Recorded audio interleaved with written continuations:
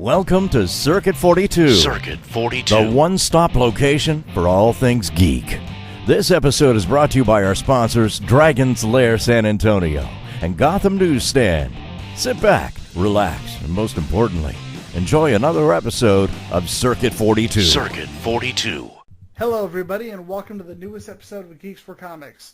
I am your host, Ian McIntosh, and I am here with special guest comic artist, Joe Eisma. Hey. Hello, Joe. Hello. So, for those who don't know, those 5 people on the internet who are like, Joe Eisma, is that a place? Yes.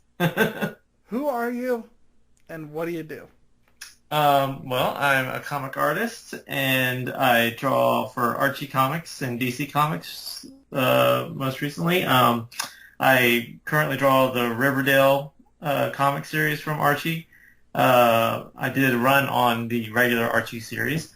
I also draw Faith from Valiant Comics, drawing The Flash, and I'm also kind of known for a book that I've done for a number of years called Morning Glories from Image Comics.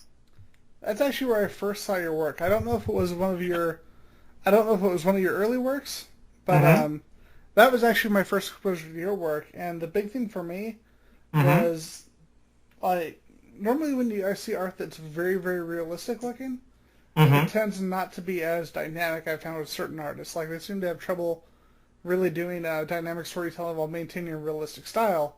That's not an issue I had with your artwork. I really felt like when I saw your stuff that it was realistic, but not realistic to the point where it looked like a series of photographs, which is kind of the balance I've been kind of looking for.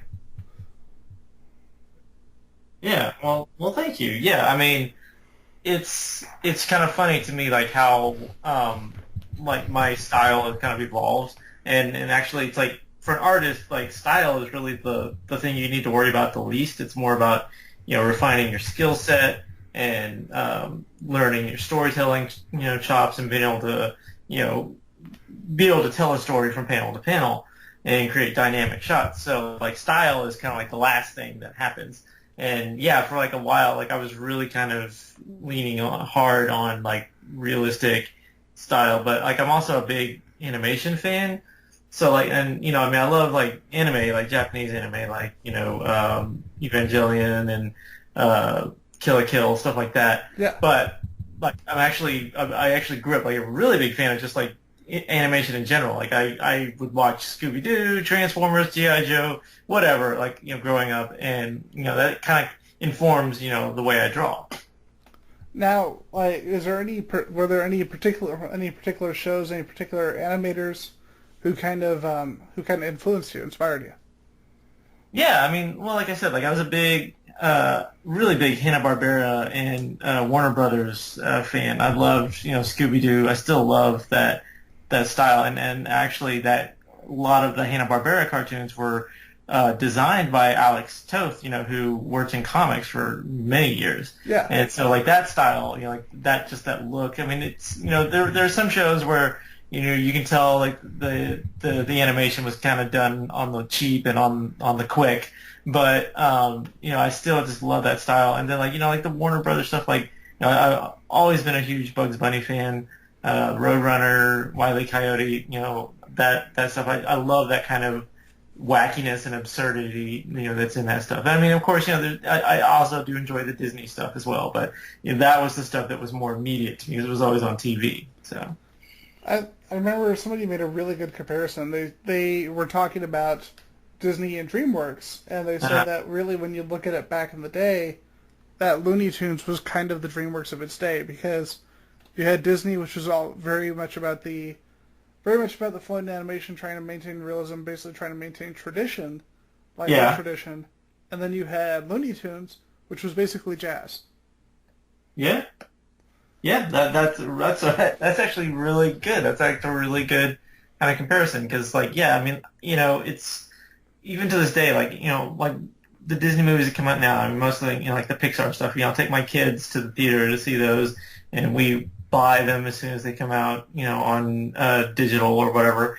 But like they've not really been into like the kind of TV cartoons, like the Looney Tunes and stuff that that was like my bread and butter growing up. Because I mean, that stuff's just not on anymore. I mean, even though there is Cartoon Network, they don't show that stuff even on. I mean, I guess you can catch it on Boomerang sometimes, but like I think that I would love for them to see that because like it's right. It's like there's two kind of schools of thought there with styles.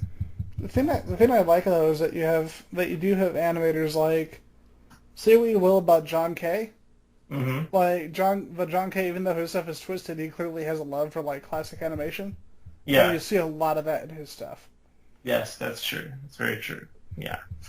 Although that I don't know what that freaking what was it? The Yogi Bear short he did. I still don't know what the fuck that was. It's been years, man. Like, that was like I really kind of started to kind of migrate out of being an animation fan in college, but I mean I did, binge on that stuff like right when I first started, but then, kind of just got busy with life and getting bored like TV dramas like Lost and stuff like that. But yeah, no. I mean, there's to me like that whole heyday. To me, the heyday for me is like the 90s. For animation. I mean, like there's some weird stuff that they did in the 90s, but it's really cool. Yeah. I love that they're kind of getting back to that now with shows like Gravity Falls. Yes. And like shows like that and Steven Universe are clearly made by people who our age who were disappointed by cartoons in like the early 2000s. Yeah, totally. And like you're seeing a return to kind of that hand drawn style. I mean, a lot of animation is done on the computer these days, but I mean, it's just because it's done on a computer doesn't mean it's not hand drawn or whatever. But like you'll see like kind of there was a shift there kind of in the early 2000s, of doing a lot of CG stuff. Like I was a big Transformers fan, and like Transformers kind of really leaned into that, with Beast Wars and like the Armada Transformers series, like a lot of CG stuff, and it looked really bad. And if you go back and look at it now, it looks even worse. But I think that there's something to be said for like the kind of the older style. There's more life to that. Yeah. Now, question. Now, looking at back at your comic work, you started around the mid 2000s, right? Yeah, I actually kind of started pursuing this stuff around 2005, but my first book wasn't published till 2008. So yeah, the latter part of the 2000s. Yeah, because I was looking at I used to read Dynamo 5 by Jay Faber. Yeah. And that was just a fun freaking comic book. And I was looking at your stuff because I thought I'd first seen your work on Morning Glories, and then the other day I was kind of looking over some of it, and it's like, dude, he worked on freaking Dynamo 5, and like, yeah, and it's one of those books that I wish they would do like a really nice like proper hardcover like they've been doing from Image lately. Oh, I know, and because I agree with you, that was a really fun series, and Jay just kind of wrote me out of the blue one day and just kind of pitched the idea of just working together on something, and it's sort of like a trial basis. I think the first thing I did for him was like a little backup story in one of the Dynamo 5 issues, which is a property of his called Dodges Bullets. And it was kind of like a crime thing. And, that turned out really well. And, he brought me back for the 25th issue of Dynamo 5 to draw like they did 5-page stories on the team. And, that was just such a kick because, you get to draw like, honestly goodness, superheroes at Image Comics. And, I was all about Image when they first formed Image. I mean, I was the guy, I'm always kind of semi-embarrassed to admit that I bought 3 copies of every Spawn issue. It's just like, so to actually do a superhero story there was like really huge. Image like in the beginning, it was fun. Like you look back at it and honestly, with the exception of like the Alan Moore Wildcats and like the odd issue by Alan Moore or like the Max, a lot of it just doesn't hold up at all.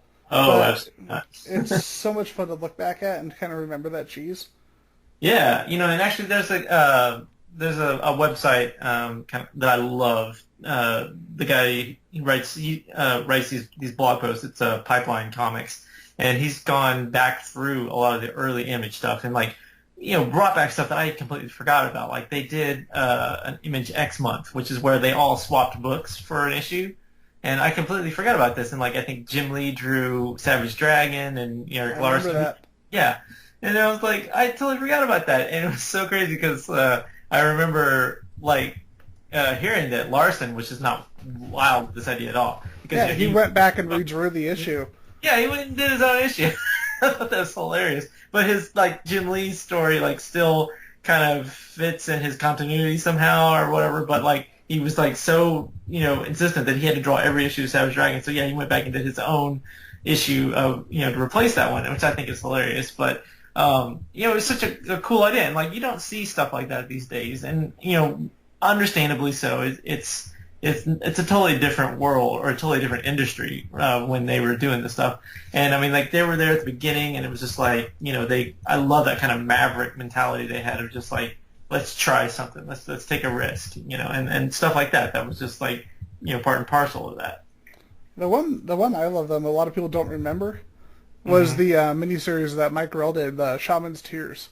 Oh, I remember that. I did. I bought that. I bought like a couple of copies of every issue too. That's one of the ones that holds up really well. But I'm just a big fan of Mike Grell's in general. So yeah, I kind of missed his stuff, back in the day because he did Warlord at DC, right? I think that was his book. Yeah, and Green Arrow was the one where he really just blew out like crazy. Right. Yeah, like I just wasn't a DC, reader growing up. I became a DC reader later. I was always Marvel, and like I don't think he was doing a lot of Marvel stuff, before. So, but yeah, I did pick up Shaman's Tears, and I remember like really enjoying that one. Now, something I want to talk about because of course with this you ended up working at Image with Dynamo 5 and with Morning Glories. What was your reaction? Like when you ended up getting that, when you ended up working for them after being a fan of theirs for just so long. That, I mean, it's just, total giddiness, total fanboy moment. I mean, like, for real. I mean, okay, so, I had done stuff with Jay, and I had done after that, or maybe before that, I kind of forget. My timelines are a little fuzzy on this. Like, I also helped Nick Spencer out on one of his other miniseries called Existence 2.0. Well, it was the sequel, Existence 3.0. The art was running behind, so I kind of helped out on layouts, and then I ended up drawing the final issue. But my name wasn't on the cover or anything, but when Morning Glories came out, I remember very distinctly getting my copies of it, like in late July of August 2010, and pulling the issue out, and there's my name, and like there's the Image eye, like it was one of those like you could hear like the choirs of angels and stuff. I mean, it's probably being a bit silly, but yeah, no, it was a big moment. It was just a really great kick in the pants. It was one of those. It's like, okay, I may be onto something here. Like this may not be a fluke. Working in comics. Yeah, that's pretty awesome. I can picture that. Yeah. Something I want to talk about because it's crazy how big of a change Archie has made in just the last couple of years. That is true. Did you ever, like, when you were working on, like, Morning Glories, did you ever think that you'd be working on something like Archie, considering what they were like when you were doing Morning Glories? No, and it's funny because I had done a sketch. I try to do this, like, every day, like a warm-up sketch or just a doodle to warm up before I start drawing, but I don't always get to it. But I did a Jughead warm-up sketch. I was like, what would Jughead look like if I just drew him my way?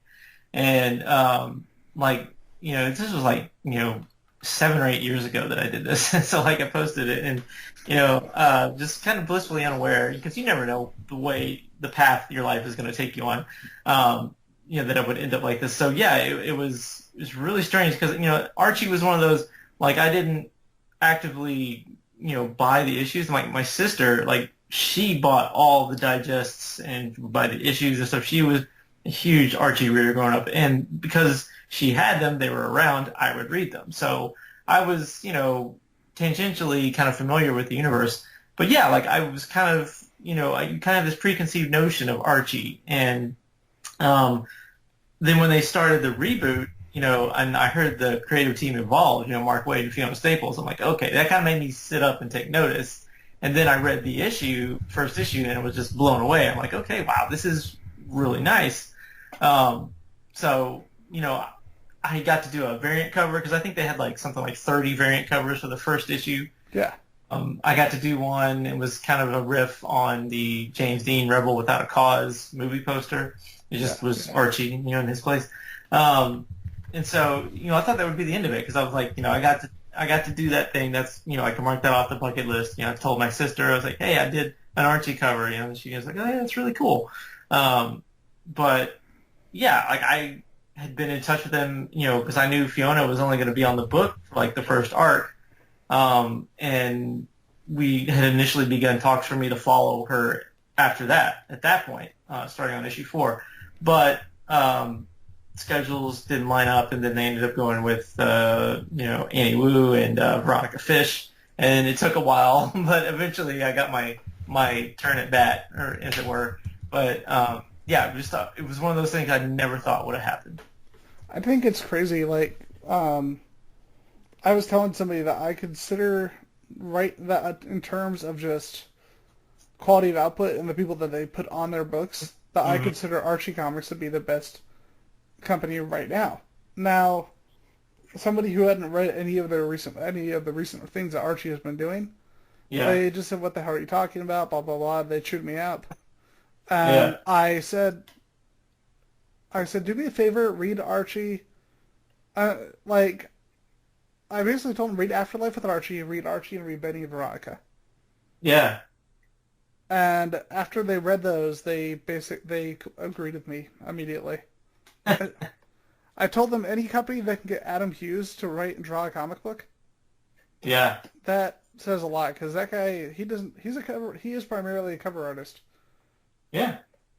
That's I agree with you. That's kind of, that kind of goes to show you the kind of caliber of talent that, Archie is courting and what the quality they want on their books.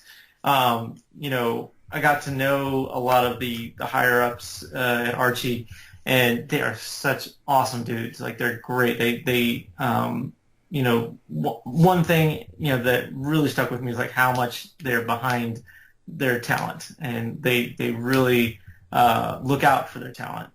So it's one of those things like, I've done work for hire things before where it's kind of just been really hands off with editors and publishers and stuff, and it's very much, like they just see you there as, doing a job. With Archie, it's totally different. Like, I kind of feel like I'm, like they actually want me to be there, and they care about the work that I'm doing.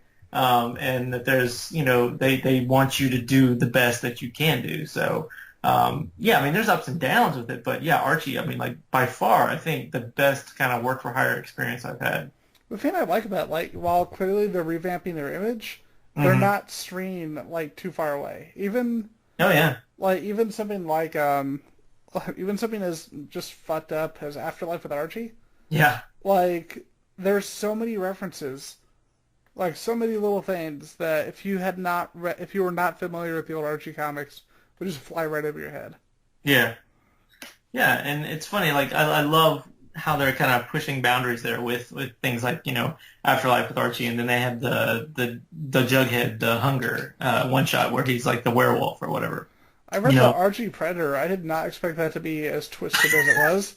And it's like I was in Barnes and Noble, and I read a couple issues. And I was waiting for somebody, and now I'm ordering the whole thing, and now I'm ordering the entire trade. That's hilarious. It's like so in the first 2 issues, spoilers. In the first 2 issues, they kill the Blossoms. Wow. They kill Sabrina, and they kill Pop, and it's like, what the fuck? It's not clean. It's like there's just blood all over Betty and Veronica, and I'm like, this is kind of the greatest thing ever. Yeah, that's what I love. I love how they are almost, to me, they kind of are adopting some of that kind of attitude that the beginnings of Image, where it's like, let's just try this, let's see what happens. And I love that. I love that mentality. I love that they're not afraid to take a risk, because part of the thing is like I'll do conventions and the Dallas Fan Expo Dallas where I met you. Like there were people that would come up to me and they would be like, oh, this isn't my Archie. It's like, well, your Archie's still there.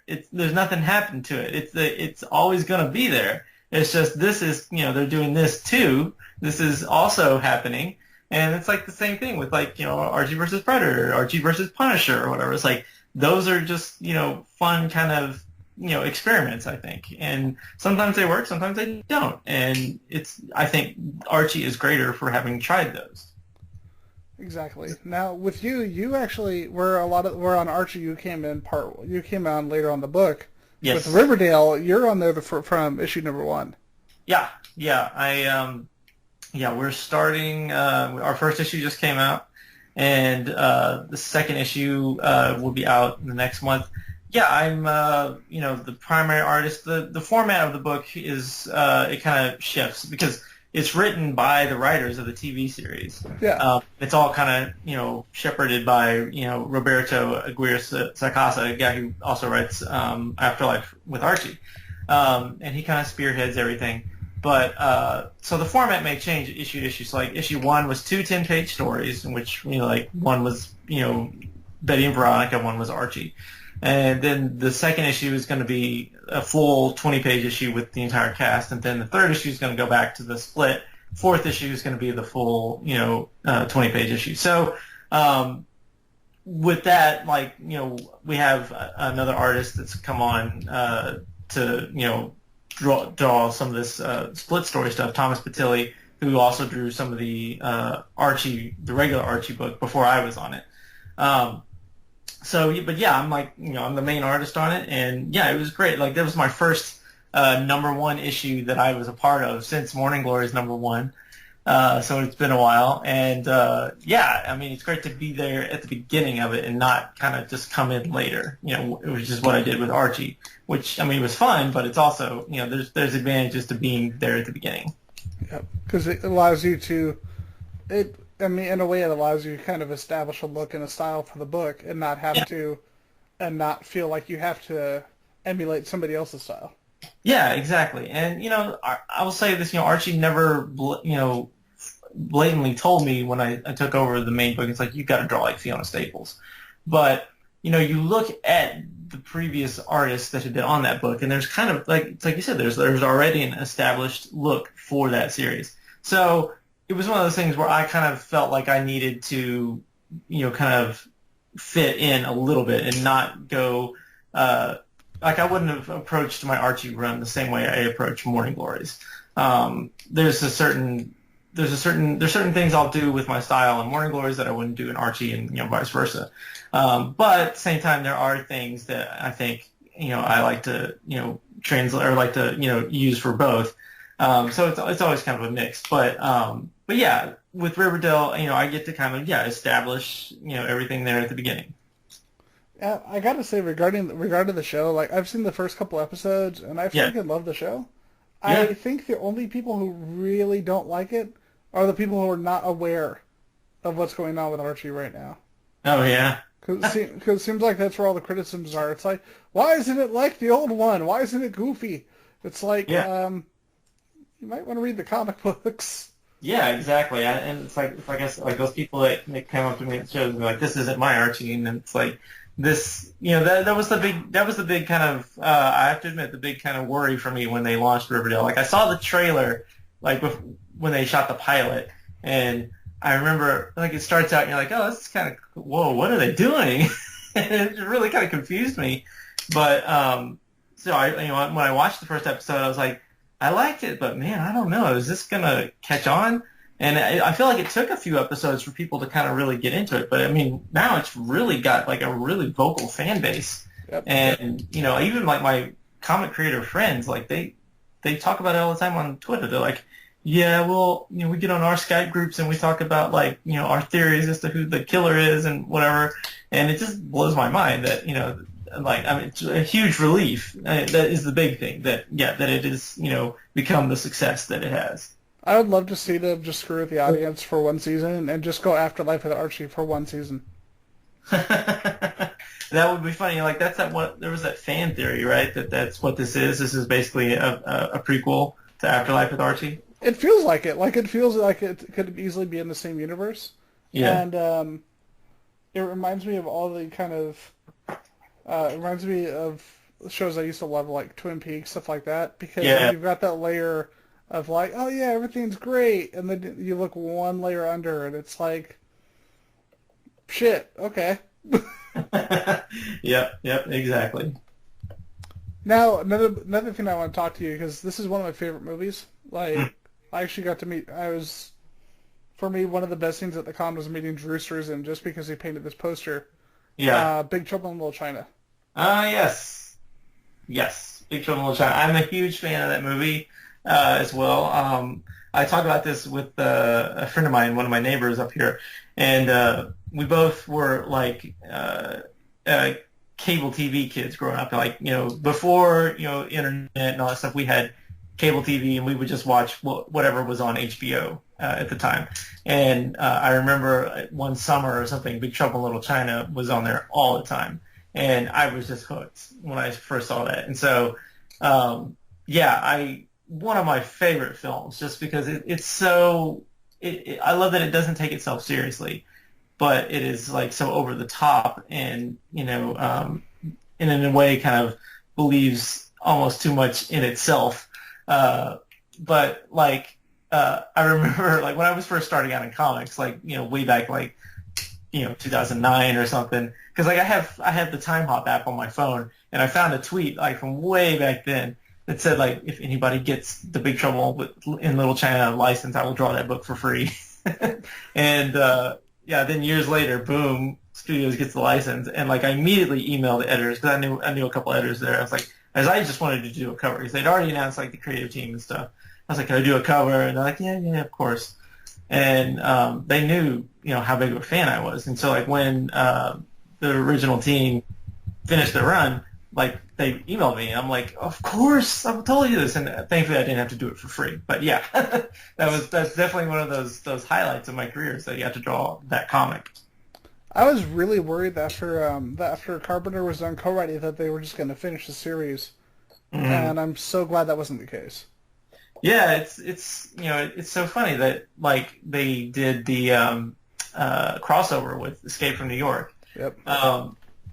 Which is it's great. I think that's a really funny idea. Like when I was on the book, I kept like I would do the covers, and so like every month I'd have to send in some sketch ideas for covers, and I kept trying every time, and they would never go for it. Kept trying to do like a Big Trouble in Little China Captain Ron mashup. They wouldn't go for it. I'm like, oh, come on, guys, this would be great. But I'm gonna hold out hope for one day that'll happen. My girlfriend would immediately agree with you if she was on here. Her favorite, I love her. Her favorite Kurt Russell role for her and her sister is Captain Ron. Oh, nice. It's not a good movie, but I mean it's hilarious. Yeah, it is hilarious, and Kurt Russell, man. I mean, he's the guy. I mean, like so many movies that I love. He's a part of The Thing, Big Trouble in Little China, Tombstone. And like and another one of his that is like so awful, and you could not make it the same way today is Overboard. And like I love that movie, but it's just so wrong. I mean, he basically kidnaps this woman and keeps her, even though she's like has like amnesia, doesn't remember who she is, and basically convinces her that she's his wife. And it's if Triple H taught us anything, it's totally okay. Yeah, it's just so funny. I'm like, yeah, they could not make this today. Kind of like with Triple H. I don't think they'd have the story about like, so you've drugged and married a woman against her will. Wrestling, yeah. And you're like, what? Right. You're supposed to be the bad guy, right? You're not? Okay. That's so funny. But yeah, I mean, with that, like, what else do you have coming out right now that you can talk about? Well, I mean, like I said, I'm also working on Faith from Valiant Comics, Valiant Entertainment. Faith is she's also known as Zephyr. She's part of Harbinger, their team there at Valiant. I totally spaced. Yeah, she's it's so weird. Like she was like Valiant was another they kind of came up around the same time as Image. I remember the Deathmate debacle, I guess is what it was. That was interesting.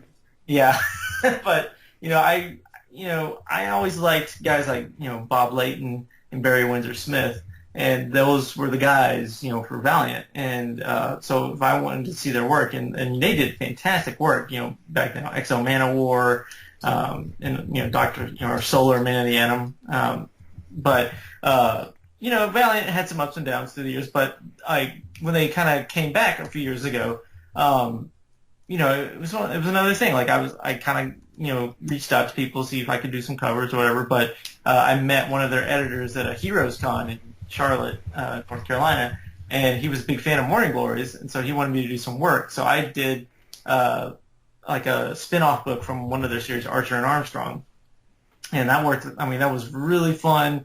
I think it was pretty well received. But I just would occasionally do covers here and there, and then Faith came up, which is the name of Zephyr, this character, and it's kind of a different superhero book. It's written by Jody Hauser. Jody has been fantastic to work with. She's probably one of my favorite writers that I've ever worked with now. The scripts are it's just basically a fun superhero book. It's about a girl who actually enjoys being a superhero, because you see so many stories about angst-ridden heroes, how it's their cross to bear that they have to be a hero. But this is, a character that actually enjoys what they do. And it's refreshing and it's fun, and it allows me to put some humor stuff in there. Like, when I did Archie, like the regular Archie book, I mean, there was a lot of humor. Mark Waid would put a lot of jokes and stuff in there, and that's part of that. Riverdale is not really that world. It's a lot darker and a little bit more serious. So Faith kind of goes back to that part, because that's one of the things that I love to draw is humor and kind of absurdity and stuff like that. And so Faith has some of that stuff. Like right now we're doing a story arc called The Faithless, which is sort of Faith's arch enemies kind of team up and to take her down. And one of them, it's so ridiculous, is an actual cat. But I mean, a cat who has he's possessed by a supervillain or whatever, and but it still behaves sometimes like a cat. Will stop and lick its paw and just push its tail up when it gets mad and stuff. But it's so absurd. I love it, the whole concept. So but yeah, I'm doing that one, and then Riverdale, obviously I've got a one shot coming out in May called The Archies, which is set in the regular Archie universe, like the Mark Waid, Fiona Staples universe. And it's just about Archie and Jughead forming the band, the Archies. Oh, that's awesome. Yeah, and it's it's done. It's 40 pages. It's a lot of fun. There's gonna be a lot of obscure Archie characters that kind of get brought back for this. Some I had never even heard of. They had to give me lots of reference. But it's got the kind of classic goofy Archie humor. But it's a really well done story by the writers Matt Rosenberg and Alex Segura. They really are into music, and there's a lot of care was put into representing an authenticity of being in a band and forming a band. And they have that experience. Now I know and obviously with your love of animation, that's just got to be a fun book to work on. Yeah, totally. And that's kind of how I approached it, was thinking of it as sort of like a cartoon in a way. And the colorist Matt Herms, he did this phenomenal job. I mean, Archie's done some great work pairing me up with some colorists, but I think what Matt has done on the Archies has just been phenomenal, and I really can't wait for people to see it, because it's probably the best looking thing I've ever done at Archie, I think. And to me, when you finish the page, when you finish drawing a page, if you don't know who you're working with, it's always kind of a nail biting experience. Is the colorist going to butcher this? So when we started to get the pages back in from Matt that were in color, and they were just gorgeous. You know, that was a huge relief. Something that I've noticed just talking to you and looking at the work that you do is that you're someone who you have that rare opportunity, especially in a career field like this. You seem to just work on the books you want to work on.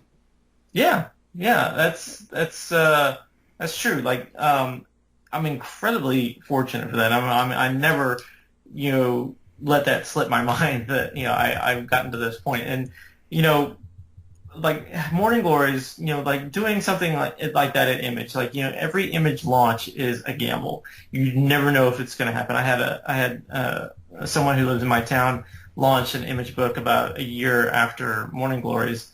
High hopes, thinking it's going to be bigger than Morning Glories. It's going to surpass everything, and did not, and ended after 6 issues.